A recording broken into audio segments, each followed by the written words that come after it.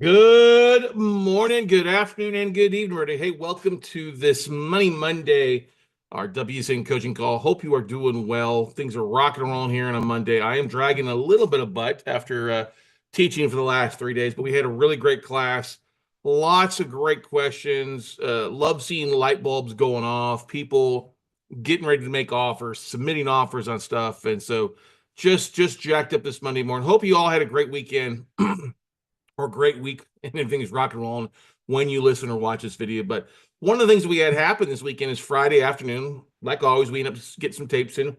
We got in a list of 201 notes from one of our hedge fund sources. And yes, they can be cherry picked. And so I thought what we would do today is go through a little bit of this kind of, if you're part of the WCN crew, the monthly membership for $97 a month, you should have access to this. We uploaded it this morning. Turnaround time on this is kind of quick, actually. They actually wanted bids in by later today. So, if you can get them to me by tomorrow, if you're part of the WCN crew, great, good stuff, and get rock and rolling. If you like access, you can sign up for a WCN crew membership at noteumbrella.com. That's noteumbrella.com. Besides access to tapes and lists and stuff like that, you also get access to our online training classes and stuff like that. But anyway, breaking this down, it's basically 201. These are mostly first liens. There's a couple unsecured, a couple seconds in there, but mostly first liens. And it's almost split down the middle. 99 performing notes and then 102 non-performing notes. And when they say legacy, that means that these notes have been around for a while. Okay, that legacy, they've got some legacy, they've got some payment history. All right. But you can kind of see the geographic map of these things. A lot of these, you got a couple up on the West Coast there, which I'm probably not going to make any offers on. Some in Texas, but most obviously you see Michigan, Indiana, Ohio, Tennessee, Florida, North Carolina, South Carolina, some up in New York, New Jersey. I'm probably going to make an offer on just about every one of these except the New York, New Jersey ones. Yes, some of these are ugly, but a lot of these have some really good value. Now, to give you a bit of a breakdown, like I said, legacy notes are notes that have history. And based on what we could tell looking at this tape, some of these have been acquired by a fund. They've been modified forbearance. These used to be at higher interest rates. Some of the borrowers modified. There's a couple at 0% interest, which that means, okay, they're fine. But the great thing about it, their values are outdated. The most recent values they have on a chunk of these are only like a 20 or so is 2023 values. There's a lot of these that are older values, which shows me that the seller's motivated to get these off their books. They bought these, they've owned these for a while. They bought them when they were non-performing at one point and either worked it out with the homeowners for payment streams, and they've been paying for a while. And then others haven't been paying for a while, and that's okay. At least opportunity. Even some of the performing stuff has been paying for a little bit. So there's basically 5 years of payment history. Yeah, 60 cells of showing what the borrowers have paid. And you can tell a lot by payment history. Borrower misses a payment or they made double payments and they've been paying on time. It's really a nice tape if you're looking to put some money to work. Lower balances on some of the stuff, you still got some 10, 15, 20 years. So you got to be a little careful when you make offers on some of that stuff to make sure that your yield is good, so that if you does sell off in 7 years, 10 years, you've made your money back and then some. But there's quite a few modifications, and like I said, based on what we looked at quickly by batch geo and mapping it and looking at some of the properties this past weekend and going through it with our the class attendees, there's some pretty good deals in this thing, right? Let's see who's on here live with me right now. So Albert, you were a part of this out of SoCal. I like that you put your phone number in SoCal. That's a smart marketing tool thing to do, get people to market to you. Okay. But this is a list that I think is got some definitely opportunity. You don't have to have a lot of money. There's a chunk of performing stuff that can be bought at double-digit discounts. Let's dive into the tape here real fast so that you guys can see it and go in here. So here's literally the tape. Now it's like I said, it's mostly firsts. There's a couple unsecured. There's a couple seconds in here.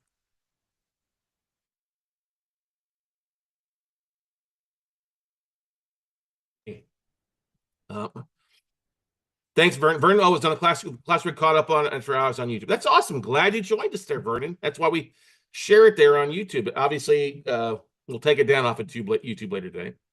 But there for WCN member. Glad you enjoyed it. Glad it answered a lot of questions for you. But to give you, to break down on this stuff, there's stuff all across the country. And if you look at, like, they have current UPBs. So current UPB and deferred balances and legal balances. So they have UPBs, from not very big, like, $1,300 all the way up to 67. Yeah, they have one, it's 386,000 is the UPB on it. For the most part, it's a lot of that $50,000-$60,000 UPB stuff, which is completely fine.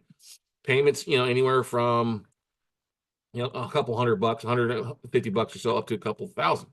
So, but the great thing is when you look at this stuff, you can literally see, not only is the address, UPB, when the appraisal date was done on it, when it was originated, date of last activity, when it's next due. That's a good thing to classify, but it's a mixed bag of performing and non-performing. The non-performing's in red, the performing's in black. Okay. And looking over here, you can see corporate advances, all that good stuff. They start with April 1st of this year, and they go all the way back to keep going. It's actually more than probably 5 years. They go back to, drumroll please, April 1st of 2010. So, oh wow, so it's 15 years. I was wrong. I mean, you don't need 15 years. You really just need the last 24 months to figure stuff out. But some people have been paying for a while. So that's about when they took this thing over. Obviously, bought it back in 2011 and started working through it, which is totally fine. Somebody buys a portfolio back in 2011, they work through it, they get the bar back on track. Why they haven't foreclosed on a chunk of these, I don't know. Okay. But most of these have been performing for a while. So it's an easy way for you to step in some cash flow with motivated sellers. Okay. And cash flow with people that have a ton of emotional equity who want to stay in the property, keep making payments on the property. And so stuff that is pretty easy. I don't know who the existing servicing company is on this deal. All right. But it's an opportunity for us to purchase some stuff, some performing stuff, some non-performing stuff, and really get rock and rolling. Now, how would I rank this list besides getting rid of the states I don't want to buy in?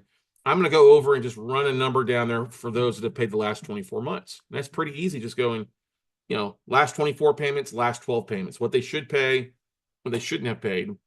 And then those that haven't paid anything, look at the states where they're at, do a quick view, what kind of condition they're in. I'm probably going to end up cutting this down to about 100 notes. I mean, when I was looking through the list last night with everybody in the class, I had already identified like 60 non-performing make offers on. So my offer is going to be that plus a chunk of performing stuff. Now we've got a couple students from the class already submitted like 6, 7, 8, 9 offers, which is great for them, their first note purchases. And they're making offers at a 16 to 20 yield on some of the stuff.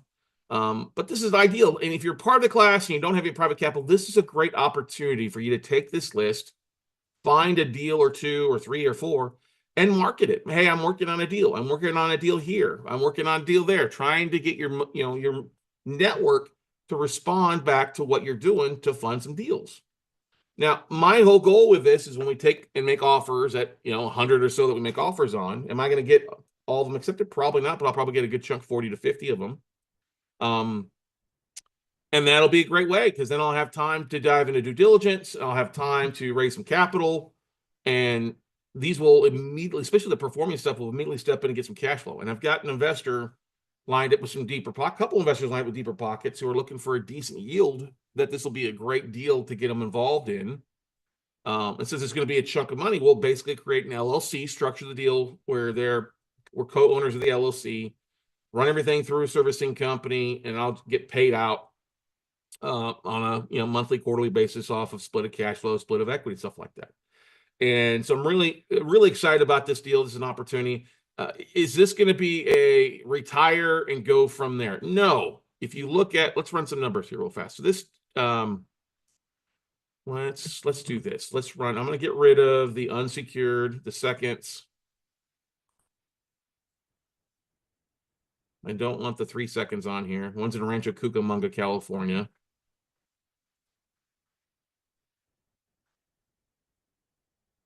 Okay. All right. Now, some people, Rancho Cucamonga. Well, if you've got the spreadsheet, take a look at it. All right.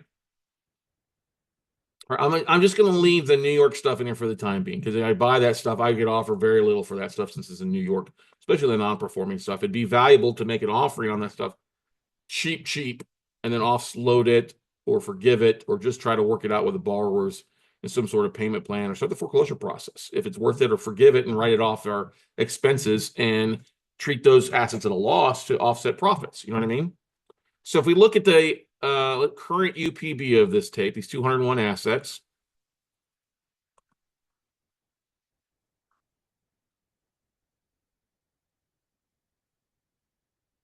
it's 8 million in current unpaid balance. Old appraisals. These are old valuations. A lot of them are internal. This is 8.4 million. Well, I would say it's double that. It's probably 16 million based on what we found. Okay. But it's going to even be better than that because of the appreciation. It's probably at 12 million. There's usually a chunk of value on here that they were not accounting for. Okay. So now if we go over here, all right, what I'm going to do is I'm going to insert a date. I'm going to go over here to say, all right, they have the previous P&I payment, and then we're going to do current P&I payments. All right, so current P&I payments, where is it at here? Current P&I payments. There we go. Okay, that's better. Okay, current P&I payments. We're just going to sum that up. Is 64,821. So it's equal to that times 12 months. So if they were all to pay, they would be bringing in a year basis. Drum roll, please. What's the dollar amount? 777,000. So it's basically about a 9% yield just off of what they should be paying, right? But we're going to do one other thing here. Let's go over here. And we're going to go to where it starts here. So we're going to insert a column here. So see how much they've actually brought in above and beyond. So we're going to say this number, we're going to basically go back and take the last 12 months. Last 12 months cash flow is equal to sum. We're just going to go from April of this year to May of last year. Not 13 months, but 12 months.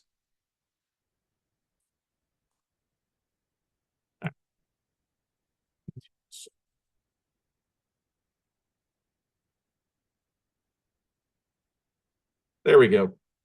So that one's brought in 6,000. Now we're going to copy that formula down all to 199 or 198 since we got rid of the 3 seconds.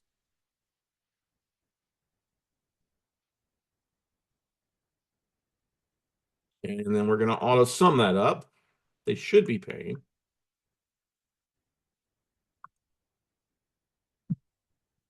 And so they brought in, based on, that's not so bad, 70,000. In the last 12 months, this tape has brought in, oh, actually I don't need it because it's a total already. $702,000. And if you look at, so it's done a pretty decent jobs based on what they should have brought in. They brought in about 90%, of what they should have brought in. The rest are going to be foreclosures. Now, some of these are zero, haven't made any payments in the last 12 months. Those are instant foreclosures. But this is if you look at some of the cash flow basis of this, some of these are going to be pretty good freaking returns. And most of them have the sizable chunk of equity because values have not been pulled in the last 3 to 5 years. Okay. Questions. What questions do you guys have on here? Alex, Albert, Vernon, what questions do you guys have? I know you watched a little bit over the weekend. Albert, you were there live. Vernon, you watched live. What were some of the biggest takeaways from this list? And yes, this list can't be cherry picked. If you want to make a couple offers, get a couple offers into me. We'll add them into our massive list that we send in later today.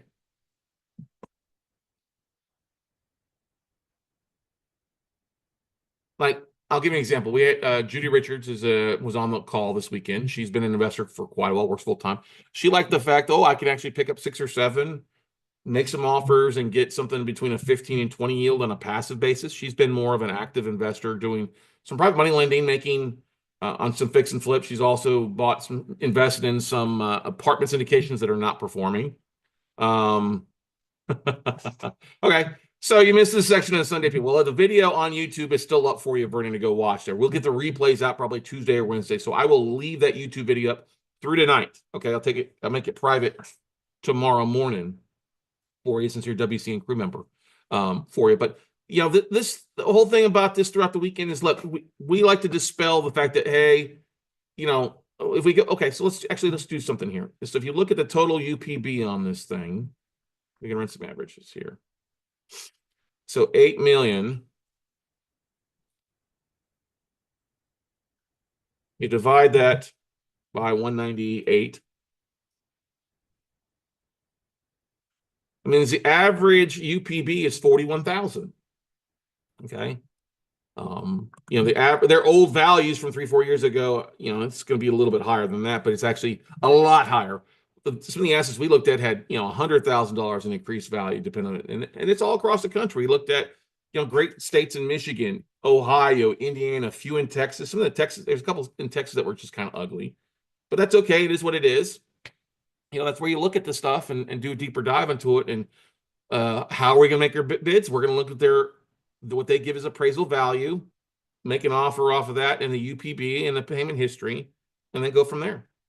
It won't take too long to get our bids in. And then we'll wait and see what they accept. If I can make 100 bids and get 50 accepted, we're rocking and rolling. That's a good day. Even if I only get 10 accepted, that's still a good day, provided that they all, you know, work out and due diligence for the most part.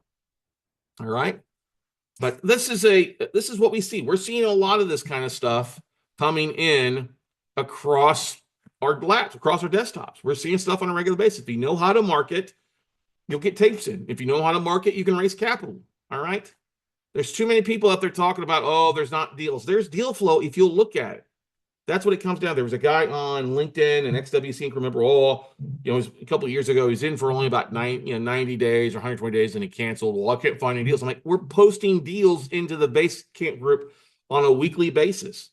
He was making like one low ball bid in New York. I'm like, why are you wasting time on New York? And he wouldn't market for capital. And he's I was advising people not buy 2 years ago. Like, listen, if you bought notes 2 years ago, you'd be buying at a bigger discount than you are right now. I mean, there's plenty of opportunities, but we have to get outside of our comfort zone, people. If you're inside your comfort zone on a regular basis and you're not doing it, you're not growing. Okay. What most people freak out about making 100 offer or making one offer. I'm a little bit more of a riverboat gambler. I'm not afraid to make 100 to 200 offers. Do I have the, 3-4 million? No, but I know that I'll raise it. I know that I'll probably cut that down to $1 million through due diligence and condition reports and stuff like that, and doing some online due diligence to see what it is, once owed in taxes, and once I have the borrower saying, making sure that it hasn't gone to tax sale, stuff like that, because some of this stuff hasn't been touched for a couple of years. So it's an opportunity, guys. Great way to kind of get your feet wet, get a couple bids in, use some of these assets to market to your database, market to your LinkedIn, to your social media, to your email database.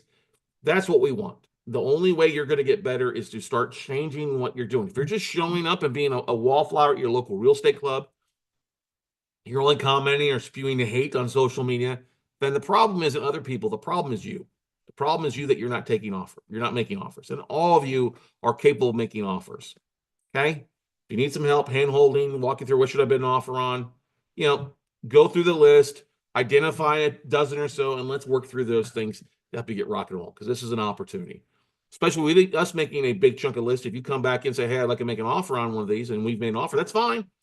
I'll gladly, once the bids get accepted back, glad to push a deal or two your way and make it worth both our times. All right, everybody? So hopefully you had a great weekend. Our next 3-day virtual workshop, it's going to be probably, with it being April, May right now, it'll probably be August or early September. So that's probably what we'll shoot for. Not around Labor Day weekend, but probably give or take a little bit right around the start of a month or two in the school year and stuff like that. We'll probably do it online, and then we'll probably do an in-person workshop November, December here in Austin as well. So any questions, comments, concerns before I let you guys go? I've got a busy day, a little bit of work to do, and then a whole lot of rest once I get these bids in. But hopefully you had a great week. Thank you those that attended. If you're watching this online, make sure to thumbs up, subscribe. If you have any questions, comments, feel free to book a phone call with me at talkwithscottcarson.com. That's talkwithscottcarson.com. Yes, when you book that call, it'll be with me, and we're glad to talk and help you take your business, your real estate, your note, your life to that next level. So go out, take some action, everybody, and we'll see you at the top. Bye, everybody.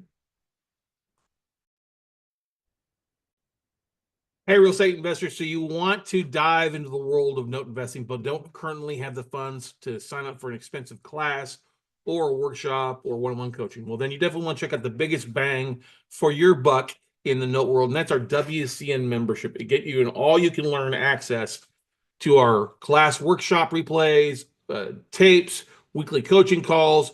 For $97 a month, it's the biggest bang in the note industry because you get access weekly with me. You can book one-on-one phone calls with me. As we get different tapes in, we'll share them with our members after our one-on-one coaching students get access to us. We share a variety of tools, like I said, replays to the previous workshop, special discount codes to other events that you can take advantage of to help you get more bang out of your dollar every month. We've been investing in notes for over 20 years, and one of my biggest passions is helping note investors, big and small, get started buying notes. Yes, I got started years ago with no money, no savings, and no list.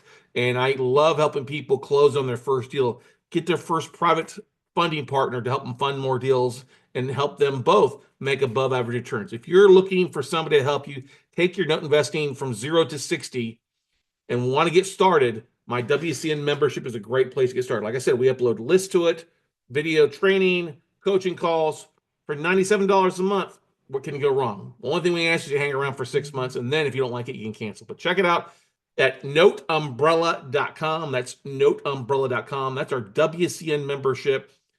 Get looking at assets today. Start putting your fingers on the trigger to pull the trigger on some note deals here before too long.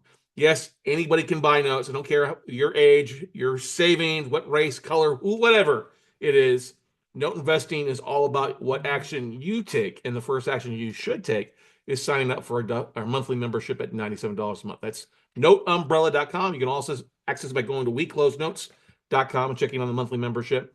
But we are here to help you. Scott Carson, the Note Guy. We look forward to seeing you at the top. Good morning, good afternoon, and good evening, everybody. Hey, welcome to this episode of the Note Close Show. As always, Scott Carson, excited to be here with you today. It is a gorgeous day here in Austin, Texas, and we're calling this episode the Ask Me Anything episode. And we sent out some emails from some of our students. We posted on Facebook. We've also went through some of our previous emails this past week of questions that people asked that I obviously answered. And I thought a lot of them were some pretty good questions to dive into this episode here with you guys today. So stay tuned. We've got some advanced questions. We've got some very new questions. I got about 2 pages of questions that I thought I could go through in this episode and help answer those questions that you guys may have. And now these are just kind of thrown in, no particular order, keeping it fresh and so clean as they came in. So some of these are newer questions that we received in the last couple of days, and as we get further down, somewhere within about the past week or so, from people responding in emails or posting on the Facebook or LinkedIn, or sending me private messages with these questions as well. So hopefully you enjoy them and help. They're here to help educate you. And we're going to start this off with the first question comes from Todd out of Maryland, and he asks, where can I find reverse mortgages for sale or reverse mortgage sellers? And, that's a really good question. And without giving away my sources, we only give our sources to our coaching students, or one coaching students who are buying stuff and stuff like that, not to increase competition, but actually finding reverse mortgages and sellers of reverse mortgages is actually pretty easy. Now, with reverse mortgages and HECM mortgages, because these are home equity mortgages, a reverse mortgage, they're a Fannie Mae product, is these are sold in large portfolios, not any Tom, Dick, or Harry's and go up and buy a one-off note from HUD or Fannie Mae, right? They're HUD sales, actually. But so every 6 months, every year, there's been a couple big sales of reverse mortgages. And so if you just go type in like reverse mortgages sales, HUD reverse mortgage sales, it'll pop up like the HUD website, and one of the companies, Falcon Asset Sales, that handles the sale of these assets, right? And what it is, it's a big bidding. And they recently had a big sale in December of last year. They've got another one upcoming here before too long. But what they do is they will show you can actually go to the HUD website and actually see the results of how many notes were totally sold and who the winning bidders were on these different portfolios. And it's anywhere from like 1,000 notes down to like 50 notes. Some are nonprofits, some are LLCs, some are funds. One of the biggest buyers is the source that we buy from on a pretty regular basis. We get their tapes in from them.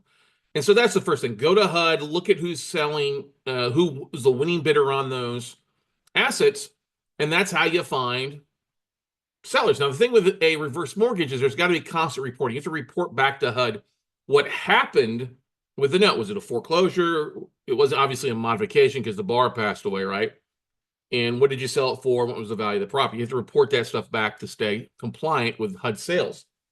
Now, you can actually go back through the last couple of years and see all the different entities that have bought these things, okay? And what we have done is we've taken that list and compiled it for like the last 3 years of these sales, 3 to 4 years of these sales. And then we reached out and started skip tracing. It doesn't take long to skip trace, okay? Or you just basically go into the counties and start searching for these specific assets, or you do a Google search for these LLCs. It will often then lead you to who the bigger company is, because a lot of these are special purpose. So you just go see who the attorney is, or where their office are located, or where they're associated with, and go from there. Or one of the things we also will do, we'll go into some of the bigger counties across the country and search for these asset company names and find if there's any assignment of mortgages and other names. And that's how we've been able to find contacts at most of these companies that reached out to. Pretty easy to do. You can find 4 or 5 off the most recent list in just a few minutes by just Google searching to see who the company is and if they've got a website. All right. Now, I'm not going to give you this contacts unless you're a one-on-one coaching student, but that's pretty easy how to find stuff. Google the names, cross-reference, jump in the county records where some of these bigger deals are taking place. Sometimes they'll list the states that these are in. But that's really what it comes down to. Googling and just doing a quick research, going to LinkedIn and looking for a name, or looking to see where that LLC is registered and going to the state registration, and then reaching out to either the managing member or even the attorney on site for it. So that's how you find it. And then using county records, LLC search, and good old Google to find the contact name. So hopefully that helped answer your question for you, Todd. Ingrid asked. Now, Ingrid had a few questions. Ingrid is actually not from here in the United States. She's from Belgium. And she is looking to invest here in the United States. And so I would like to ask your advice about good places to network. Now, if you're here locally or you're here in the United States, the first place you should go to network would be your local real estate investor associations, okay, your real estate clubs. And most clubs will meet in the morning, the noon, or in the evenings once a month or once every other week or something like that. You can also go network at like Business Networkers International, BNI.com is usually a good place to network. Going to different conferences, going to industry events, those are all good places to go to network, depending on what you're focused on. All right.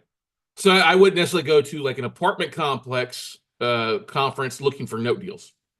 Whatever your niche in real estate is, go find out the top 3, 4, or 5 conferences that take place. See if there's one near you. If there's one really close to you, go hang out in the bar lobby. Maybe don't pay the admission. See if it's worth your time and energy to go first. And then the next time they have it, then pay the ticket and go for them. Most of the time, we're not paying to go to events. We're actually going and just hanging out, meeting with people at the event, at the local bar, in the hotel, or the conference center, and go from there, okay? Do you recommend buying performing or non-performing notes? Yes, no, and why?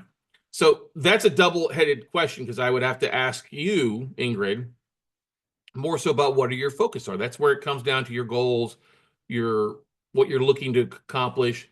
A lot of people ask me that question, which way should I go? I like notes, but which way should I go? Now, if you are working a full-time job, you don't have a lot of extra time. And I'm not saying a lot of extra time. Even non-performing, you can do stuff like 10 hours a week or less. But if you're working full-time, you don't want to get into foreclosures, you don't want to get into workouts, you want something that's more passive, then I would just stick with the performing note side, okay? Now, if you are a full-time real estate investor and you don't mind rolling up your sleeves and working a little bit, or getting a bigger discount, which can lead to bigger deals, bigger yield, then the non-performing side is a better place to go for you. Either way, you're going to need capital. Now, if you're going to use your own money and you want to put 200 grand or so to work from your IRA or your retirement, and you want to make a double-digit return, 10, 12%, you can do that very easily in performing notes. With performing notes, if you don't have any money, then you're going to need to buy stuff that was probably once reperforming that is now being sold at somewhere around probably a 16 yield, so that you can give your underlying investors, if you need to raise capital, an 8% return and you keep the difference. Non-performing, you've got to be a little bit more flexible on that. You got to spend a little bit more time on it. Not a lot of time, but you be willing to drag this out a little bit. You're not going to get immediate cash flow. If it's vacant assets, you're going to go through foreclosure process or cash for keys. The reverse mortgages, that's not a cash flow play. That's a foreclosure REO play. Okay. But that's the route I would go. Either you got to know what you want. If you're okay with the workouts, if you're okay having to do some rehabs, you got to be willing to evict people who are not willing to pay, and also be willing to foreclose on them. Okay. How to do it? If I don't have money to buy now, you need to go raise capital. You need to market your business like anything else. Do not let not having capital or not having money stop you from going out and being in the note business. Because I didn't have any money. I just went out and marketed deals and raised capital to fund the deals. I wasn't really a wholesaler. Wholesaling a note is more difficult than wholesaling a piece of property, because most people that are in the real estate space, when they see a wholesale deal, they see somebody list an address, they think they're talking about the property, not the note business. A lot of wholesalers, a lot of fix and flippers don't understand that, hey, I'm buying the note, I don't own the property, and I may not actually ever end up owning the property if I have to take it to foreclosure. It's a little bit different separation of mind from what people are used to. So I'm not a big fan of wholesaling notes unless you've already got a buyer's list, because a good buyer's list is what you really need. It makes more sense if you're starting off, in my opinion, and that's just my humble opinion, that you go out and raise capital instead of trying to find a buyer's list. You actually use that to market, to raise capital for your note business. Understand the deal, understand the intricacies of what note you're looking at, whether it's non-performing or performing, what are the advantages and the disadvantages of either side, and knowing the strategies. Hey, our goal is to buy this non-performing note. We're buying it at a discount, and our goal is either A, to get them back on track for cash flow, or B, to take the asset back through cash for keys, deed in lieu, foreclosure, whatever it might be, or to help the borrower liquidate the property or pay us off. So you got to know what's going on and market that way. A lot of note wholesalers don't make sense because they're basically throwing stuff against the wall. They don't understand the value of the deal, or they end up wanting too much of a wholesale fee when the deal doesn't hold it. So that's a longer question, kind of that ties into with where you are at currently, what your goals are, and what you want to accomplish. Okay. Due diligence is not just the property, the condition of the property. Due diligence and notes, if you're looking at the borrower, you're looking at obviously the collateral file, the loan docs, making sure you have all the right things in there, all the T's are crossed and the I's are dotted, and then you have the right to foreclose. And then the property condition is the last aspect of things. Okay. And if you're looking for more stuff, you can always check out our upcoming 3-day workshop that we're hosting here. Actually, it's coming Friday, Saturday, Sunday at notebuyingfordummies.com, or check out our 1-day free class at noteweekend.com. All right. So if I'm still looking to wholesale a note due to lack of money to buy the note myself at first, which documents, papers are necessary? So to put a note under contract, you still need to have a loan sale agreement. You still need to make an offer that makes sense. Okay. So if you're making an offer on a note, you're going to need to sign what's called the loan sale agreement. Okay. With a seller. And then if you're going to wholesale the property, you need to either have a wholesaling agreement, like a assignment contract, or you could have a fee agreement, or you may need to do a double closing if you don't trust the person that you're buying it from. You just got to make sure that your buyer is ready, willing, and able to close. And I would have them close a couple days earlier than you're supposed to close on yours. And then depending on how much you trust that person, like there's people that I would trust, like, okay, yeah, no problem. Just wire me the $2,000 or the $5,000 or my wholesale fee at closing. We'll just transfer the contract to you, and I'll form the seller. Okay. But some people are shady out there that once they find out who the seller is, they want you to cut you out of the deal.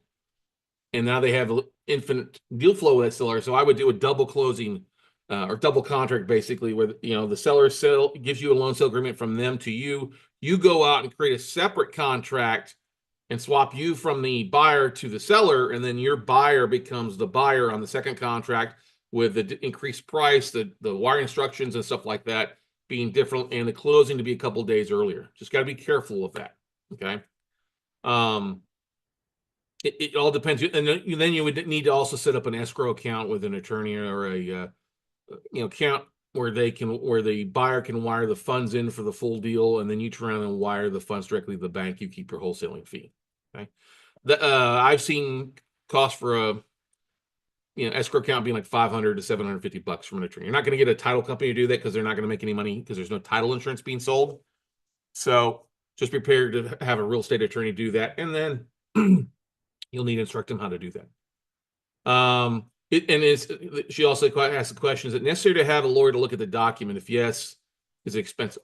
A wholesale agreement, not really. A loan sale agreement, no, you don't necessarily need to. I mean, it's still good at first to have somebody review the documents. It's going to cost the attorney whatever they charge to review documents. Sometimes it's $150, sometimes it's $250. Some attorneys will do it as part of the deal, others won't. It just varies on attorney by attorney and your experience with that attorney. Okay. Another question here from somebody else was, was from Gene. What states are your favorite to buy notes in? All right. And my answer to that is whatever's going to be the best yield. Now, the answer to that is that geography of states, my favorite, has changed over the years. Like, I'm in Texas, and Texas is a great state to buy notes in, but they're often more expensive because of the fast foreclosure laws. So if I'm telling somebody to buy notes, and like I get tapes in, here's what I look at. Here are the states that I'm going to have inventory to look at, because that's the most important thing. You could say I want to buy in Idaho, but if you don't ever see anything in Idaho, you're not going to be a very good note investor because you're not going to hardly see anything in Idaho, right? So if you want to look at inventory, the best states to live in, if you want to stay in your states to look at, would be Indiana. It's a judicial foreclosure state, but relatively fast, quick to evict. Ohio is a judicial state. Takes about 9 months to foreclose, but if it's an occupied asset, and based on your due diligence, most of the time you'll see that borrowers want to stay in their house. So like Indiana, Ohio, Michigan, outside of Detroit, for the most part, there are good parts of Detroit. There's some rough parts of Detroit. I mean, there's good spots to every city and bad parts to every city, right? Just those three states, for the most part, I think seem to have a bigger bang for their buck when it comes to ROI. Lower values, rent rates are a little bit higher compared to what you'd be paying for, and it just seems to have the most cash flow. And then just picking the biggest markets, biggest cities in those areas. The one city that I kind of have when it comes, besides Detroit, in Indiana, would be Gary. Gary, Indiana can be a little rough, really, but it is going through a lot of gentrification. Illinois is a judicial foreclosure state. It's okay to buy outside of Cook County for the most part, specifically Chicago. It's just going to be a longer foreclosure. Michigan's a faster foreclosure state, non-judicial. And then you get into the Carolinas, North Carolina, South Carolina. North Carolina is non-judicial. South Carolina is judicial. It's a year to foreclose. Missouri, it's a relatively fast foreclosure state. Kansas is a judicial state, but you also have to have a separate debt buyer's license there, something to keep in mind. But most of the time, in those states, I mean, if you get something in Texas, Oklahoma, relatively fast. Tennessee is great, but can also be overpriced. Those fast foreclosure states are going to also cost a little bit more. But something in those bigger markets of those states, for the most part, I like Phoenix. I like, Las Vegas. I also, there's parts of Florida that I like. Just Florida has changed a lot, and you have to be prepared for higher insurance costs. And the market there is kind of being hit hard with so many properties available for sale. So I used to be heavy on God's waiting room, Florida, but that's changed. I'm very, very particular about that. I think I only really look at stuff that's in Orlando for the most part right now. Okay. Which states should I avoid buying notes in? Another great question. I would avoid buying in New York, New Jersey right off the bat. I wouldn't buy a note necessarily in Minnesota and Alabama, a mortgage in those states, because of their redemption periods are a year. After the fact, once you foreclose, you've got to give the borrowers a year to come back. And sometimes it can be shortened down to 6 months in Minnesota if they're deceased and stuff like that. All right.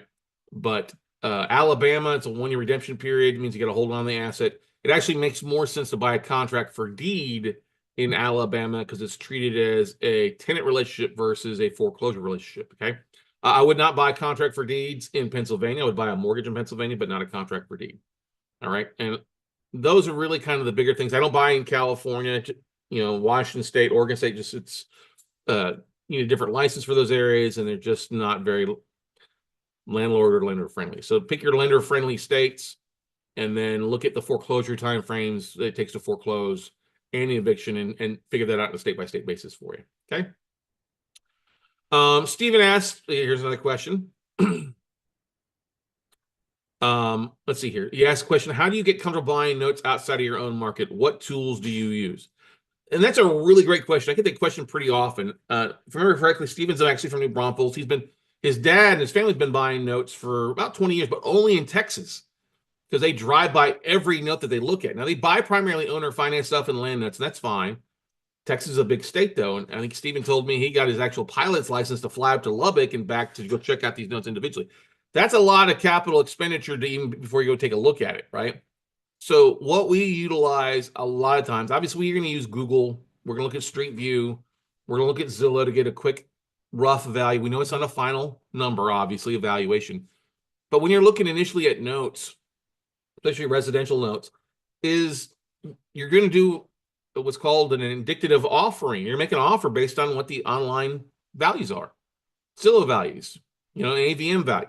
Of course, you're going to have time for due diligence. If your bid is accepted, do your due diligence, but don't have to fly out to look at everything. You can order a BPO, broker price opinion, from a company like us that can go out and send somebody out to take a look at it for 80 to 100, 150 bucks, which is cheaper than you flying all the way across country on Southwest Airlines or dealing with that. Okay, so that's the thing. I get comfortable out doing that because the BPOs show me basically 3 to 4 parts of the home, all sides. I'm not so worried about the interior because I'm not going to get inside interior. I can tell you a lot about the property by what the property looks like on the outside.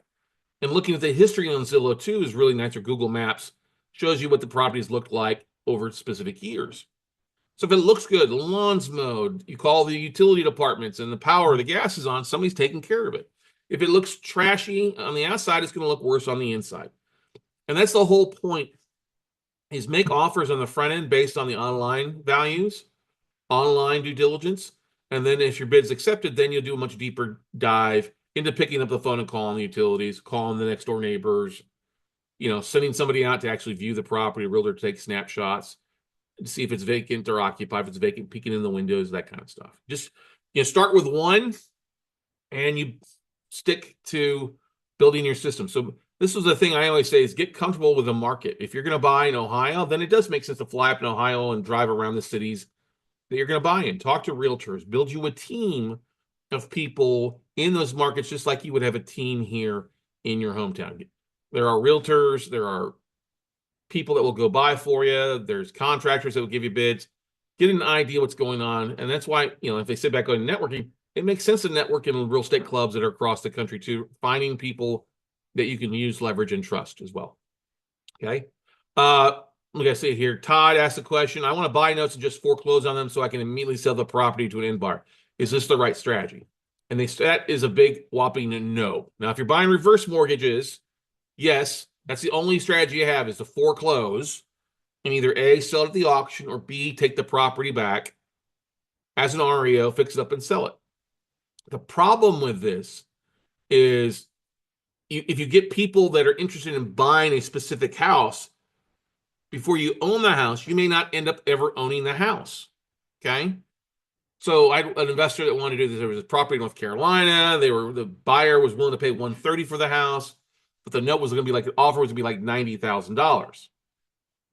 Well, the balance was like $117 on the note. So if you buy the note at 90 and take it to foreclosure and it sells at 117 at the auction or above your 90, okay, or 117 was the legal balance if it was worth more than 130. So logically, your highest bid at the auction, you being the bank, now that you bought the note at 90, would be somewhere above 90. So you make some profit, right? It's just that a lot of times people do not want to commit to something that there's an they're not tied into that aspect of it. Now, there's nothing wrong with making 10, 15 grand, but if you don't have your own money in the deal, you really need to to bring your investors in, not on a joint venture, but get somebody who's comfortable being in the deal for 6 to 12 months, who's more about the return, not about the end product. Okay? Because what will happen is if you get somebody who's interested in buying so much for a house, they don't know condition, and they're thinking about buying the house, not what goes on with the note. And if it takes you 6 months to foreclose or 90 days to foreclose, people will often, their idea and excitement about buying a specific house is going to waver as they move on to something else. So I think you need to be buying for your own portfolio first and understanding that if it makes sense, if the borrower starts making payments on time, will it make sense to you? 2, if you foreclose or get cash for keys and sell at if you have to foreclose, great. And make sure that the number makes sense if you do sell at the auction or take it back, or if the borrower is able to pay you. You got to make sure that all these numbers work. Approaches the bank, if you try to approach it too much from the real estate side, you're going to get confused and it's not going to work in the long term. You're going to be frustrated dealing with buyers who really don't stick around because it takes longer for you to go through it. And you trying to finagle it makes things a lot more difficult than it could be. Okay. Dale asked a question. He goes, I'm looking at a tape of newly originated notes.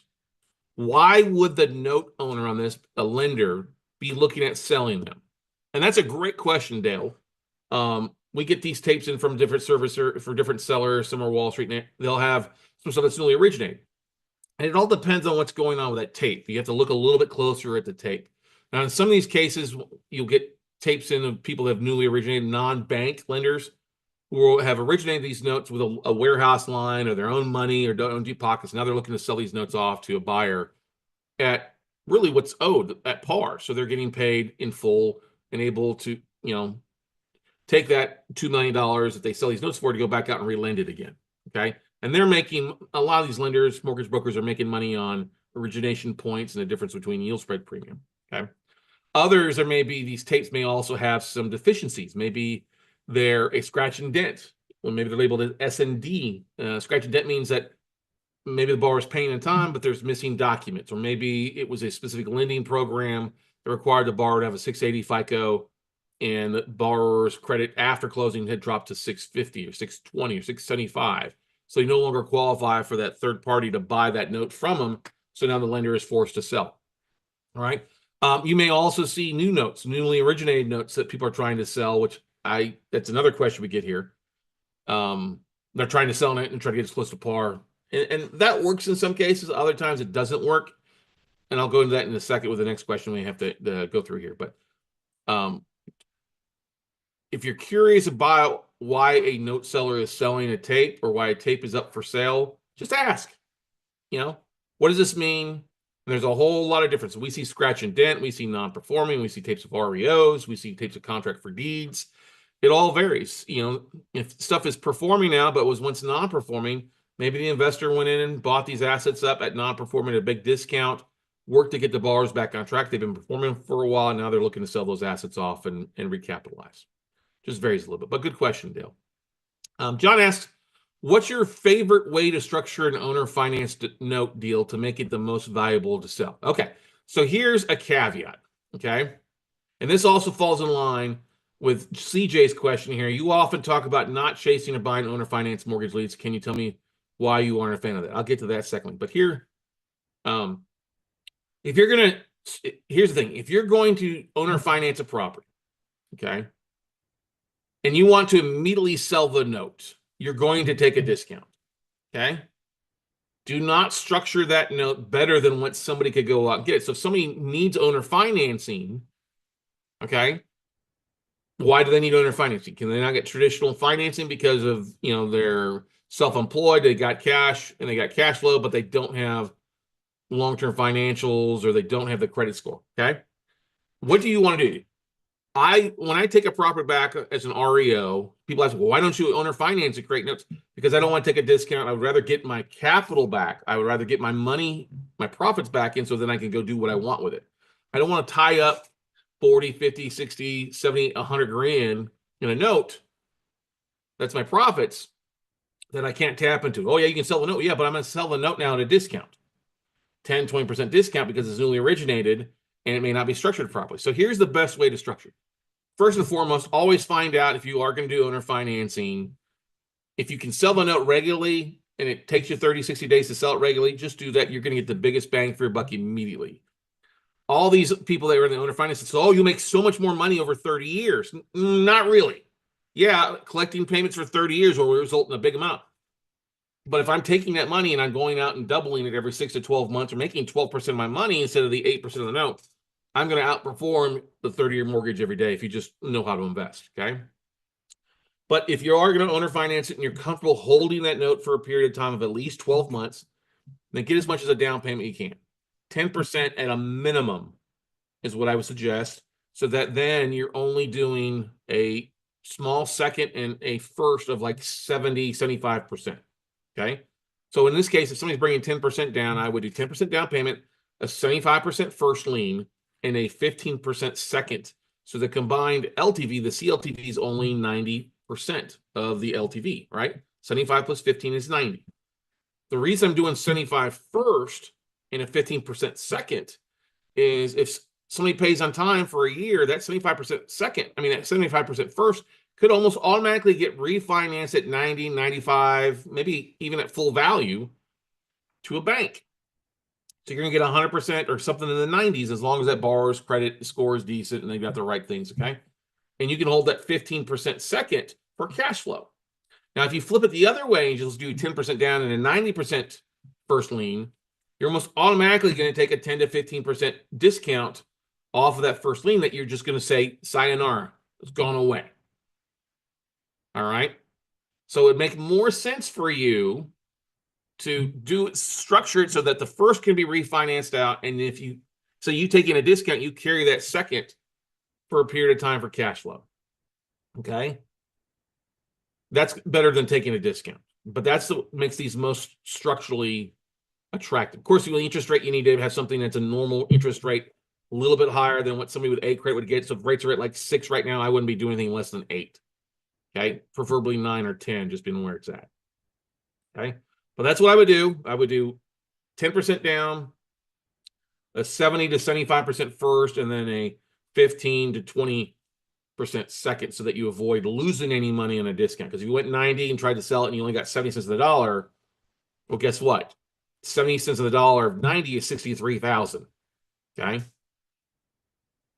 Now, if they give you 63 on a 70, that's only a 7% loss. You still have that 15 to 20% second there for you. Okay. So that's what I do. Also, make sure it's with a licensed third-party servicing company. It's collecting. Make sure it's Dodd-Frank compliant. It means running the borrower through an NMLO, and then also setting up it like automatic payments. You're going to get away with even doing one with the borrowers instead of just making PITI payments, PITI and servicing, PITIS rolled into that. Okay. But having it with a third-party servicer is important. Having to make sure it's Dodd-Frank compliant, and that way that makes that paper more valuable. Treat it like a bank loan, structure it like a bank loan, and understanding that if you're going to sell a property and plan on selling it, just want to cash it, you might as well just sell it at 90 cents a dollar, take the discount now, instead of structuring this all up and then having to get rear-ended without the Vaseline in the back end. Okay, a lot of people talk about owner financing, and it can be a great thing if you're planning on holding for a period of time. But if you're not going to hold it for a period of time, you're going to take a loss. Okay. Now, some people, when they rehab properties, they buy the property at such a low dollar amount, and then the rehab costs on it, if they're at 60 cents of the dollar, then they're pretty good. They can take a little bit of a discount because they're still going to get paid off in full and pay off their underlying hard money loan and their own investment stuff. Okay. Another question here. CJ's question: you often talk about not chasing or buying owner finance mortgage notes. Can you tell me why you aren't a fan of this? Well, okay. So I believe in working smarter, not harder. There's for years and decades, basically, people have talked about how to go to the county records and you can buy a list or download a list of people who've owner financed their house. Just do a deed search and see who owner financed, right, at the county records. But then that might be one person with one note. So now you're sending out direct mail, letter campaign, stuff like that. And then we all know direct mail has a very low response rate, 1 to 4%. Okay. So if you buy 500 leads and you get a 4% read, that means you take 20 phone calls. Well, that's probably only 20 individual notes. That's a lot of tire kickers and people that don't necessarily want to sell their note at a discount that makes sense for you. And you don't know if these notes are structured properly. And it's a lot of the same work to get one lead from one seller, right? I don't think that's effective. That doesn't make sense at all. In these days, it makes more sense for you to post something on LinkedIn or post something on Facebook saying that you buy notes.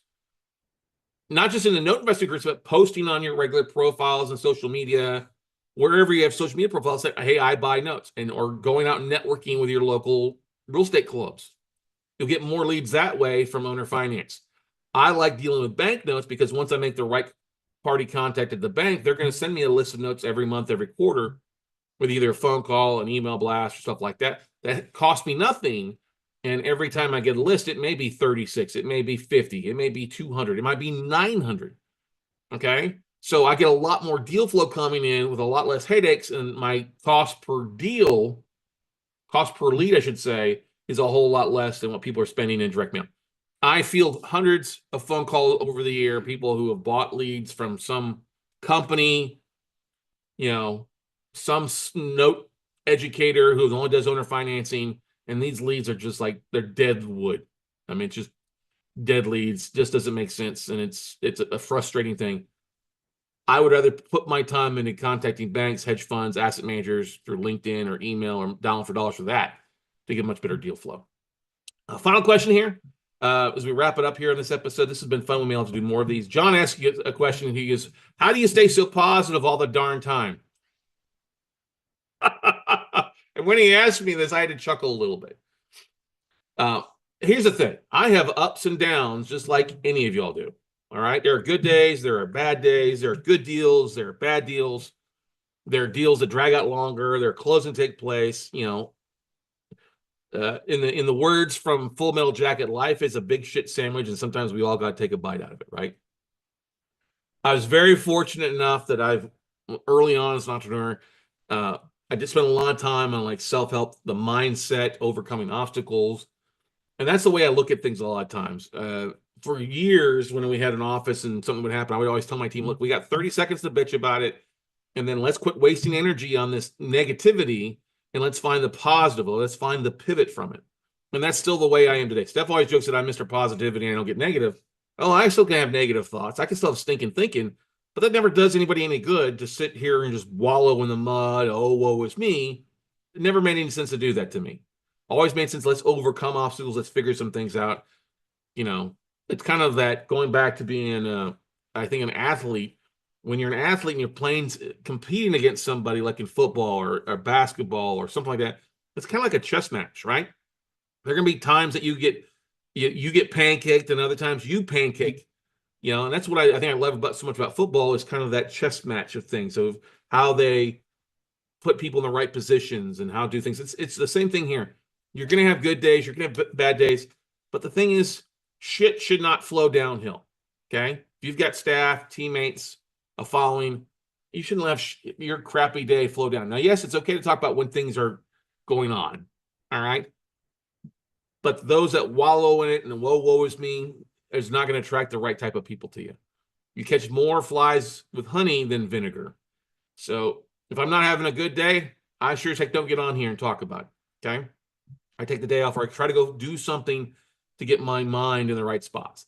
One of the most pleasant things the last 5 years is usually the daily walk I take in the morning. Getting up, going out, walking myself in the neighborhood, sometimes walking my neighbor's dog.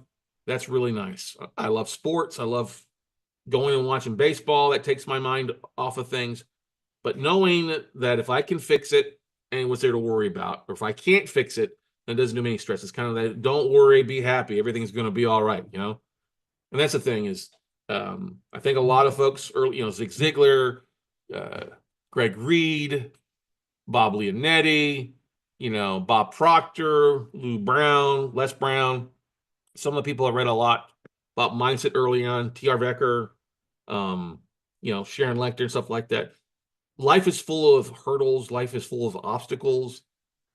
And you're going to have bad things happen, but sometimes bad things happen for a reason that open the door to somewhere else, somewhere you're supposed to be, right? That's the biggest thing to take a look at. Good things happen. Good things happen to people who are prepared. Bad things happen to good people all the time. It's just how you deal with things. And I'm a big believer that God never gives us anything that we can't handle. And so I do rely on my faith quite a bit, that I know I can get through it no matter what it is. God will provide. I'll find a way to overcome, and it may even be bigger and better than ever before. So that's why I'm always in a pretty good mood, because I woke up 6 feet above ground, and it's a great day to be alive. It's a great day to be alive. Sun's still shining when I close my eyes, when I open my eyes, whatever how the Rascal Flatts song goes. But anyway, I want to thank you guys for that submitted questions. If you like this, please feel free to type in questions. Book a phone call at talkwithscottcarson.com. I'm always here to help answer your questions. Shoot me an email at scott@weclosenotes.com. And we'll probably make this a regular occurrence. I know I've probably talked about that in the past, trying to get people on to do it. But I think people like submitting new questions a whole lot easier because they don't have to be on video or have their voice it. So thank you to everybody. Have a great day. Go out, take some action, and we'll see you at the top. Hey, real estate investors. My name is Scott Carson, known across the country as the Note Guy. And as somebody who's been a real estate investor living in the Lone Star State for over 20 years now, I often get questions from people looking to invest in Texas, whether they live here in Texas or they live outside of the Lone Star State. Where do we find our distressed leads? Where do we find our foreclosure list? And the number one source is Roddy's List. This list has been around for 20 plus years. George Roddy over here, smiling face, is a friend, and his source for foreclosures on residential or commercial properties, the sheriff's list, the struck-off list, is second to none because it's just focused on Texas. And if you're looking for Texas deals, which is the fastest state to foreclose in, then you definitely want to check out Roddy's List. You can go to Foreclosure Listing Service, is what it's known for, flsonline.com. If you use the code WeCloseNotes, that's right, WeCloseNotes, it'll get you $20 off your order, whether you're ordering a foreclosure list in Dallas County or Harris County or Travis County or Bexar County, whatever county you're looking in or whatever source list you're trying to buy from them, that'll get you $20 off of the price. Can't beat that. It's a great resource. We use it all the time to find distressed notes, banks with bad debt, private investors who are foreclosing, private individuals who are foreclosing on assets, and also potential REOs for us to purchase or our students to buy. So make sure you check it out at flsonline.com.